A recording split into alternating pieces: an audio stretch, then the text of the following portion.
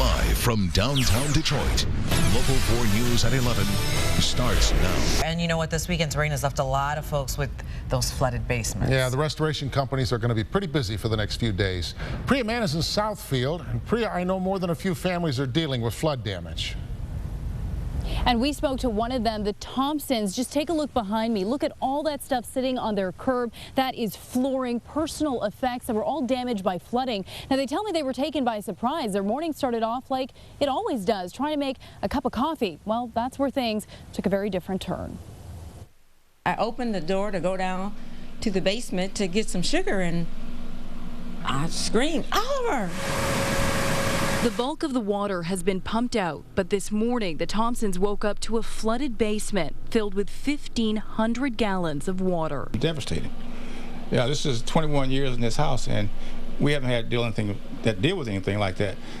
Put some boots on and go downstairs, and I'm sloshing through the water, and then I said, okay, this is bad. This is really bad because everything's wet. Up to 3 inches of water in some spots, destroying the carpet and laminate flooring. But there was one thing lost to the flooding that can't be replaced. My wife just went through some things that belonged to my son when he was 3 years old. Little pieces of art, stuff that he did, but was very important to us. I just wish I could get it back. I just wish I could get it back. With more than 2 inches of rainfall this weekend, restoration companies have been swamped with phone calls. I knew it was going to be bad.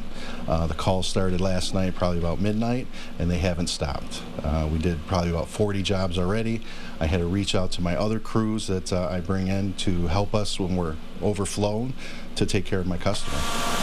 As their basement starts drying out, the Thompsons believe a backed-up storm drain may have caused the flooding. It was the last thing I wanted to do. It was a 12 or 13-hour ordeal. It was expensive. You know, so far we're out of a good piece of money to get this taken care of.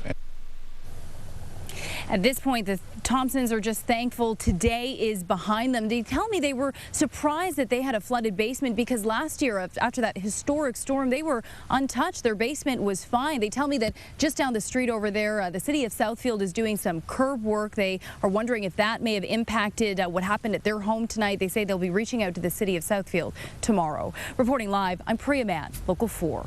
Priya, the restoration guys deal with a lot of floods. Did they offer any kind of suggestions that people can do anything to try to prevent this? Absolutely. Select Restoration saying if you know that heavy rains are on the way, be vigilant. Keep checking your basement. It's not a place where we often would be. Keep checking it. Check your sub pumps. Check your sewers. Stay on top of it. Select Restoration telling me they're a 24/7 business and they expect to be very busy for the foreseeable future. Oh, Steve, yeah, they Sandra? sure will be. Yeah. All right. Thank you, Priya.